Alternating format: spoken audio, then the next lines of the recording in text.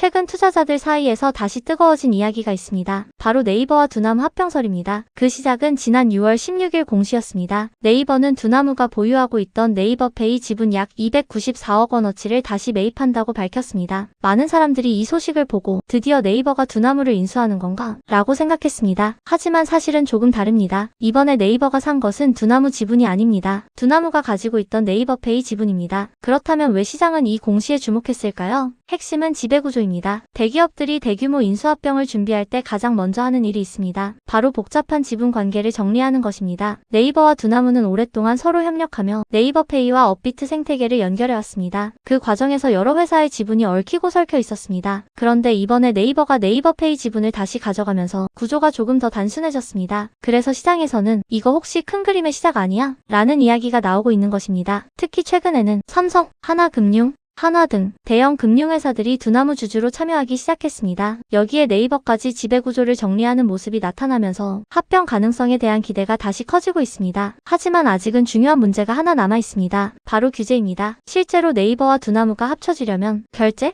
증권, 은행, 가상자산, 이 모든 영역을 연결해야 하는데 현재 제도에서는 넘어야 할 산이 많습니다. 그렇다면 정말 네이버와 두나무가 합쳐질 가능성은 얼마나 될까요? 그리고 만약 합쳐진다면 가장 큰 수혜자는 누구일까요? 만약 네이버와 두나무가 합쳐진다면 어떤 일이 벌어질까요? 사실 시장이 이 시나리오에 주목하는 이유는 단순합니다. 생각보다 엄청난 금융 플랫폼이 탄생할 수 있기 때문입니다. 현재 네이버는 검색, 쇼핑, 광고, 결제를 장악하고 있습니다. 두나무는 업비트를 통해 국내 최대 가상자산 거래소를 운영하고 있습니다. 만약 두 회사가 본격적으로 결합한다면 사용자는 네이버 앱 하나로 주식, 가상자산, 결제, 송금, 쇼핑까지 모두 이용할 수 있게 됩니다. 중국의 알리페이나 위챗페이 같은 초대형 금융 플랫폼 모델이 만들어질 수도 있는 것입니다. 특히 스테이블 코인 시대가 본격적으로 열리고 있다는 점도 중요합니다. 향후 원화 스테이블 코인이 허용된다면 네이버페이와 업비트의 결합은 더욱 강력해질 수 있습니다. 결제와 디지털 자산이 하나의 생태계로 연결되기 때문입니다. 하지만 반대 의견도 있습니다. 현재 두나무는 매우 높은 기업 가치를 인정받고 있습니다. 또한 금융회사와 IT 회사의 결합은 규제 문제도 많습니다. 그래서 일부 전문가들은 굳이 합병까지 하지 않아도 현재처럼 전략적 제휴만 유지하는 것이 더 효율적일 수 있다고 보고 있습니다. 결국 지금 단계에서 합병이 확정됐다고 보는 것은 과도한 해석입니다. 하지만 최근 나타나는 움직임들은 분명합니다. 금융권의 두나무 지분 투자, 네이버의 지배구조 정리, 스테이블 코인 제도화, 디지털 자산 법제화, 이 모든 퍼즐 조각이 하나의 방향을 가리키고 있습니다. 그래서 투자자들이 주목해야 할 것은 합병 발표가 아니라 그 전에 나타나는 작은 변화들입니다. 진짜 큰 기회는 언제나 뉴스가 나오기 전에 만들어지기 때문입니다.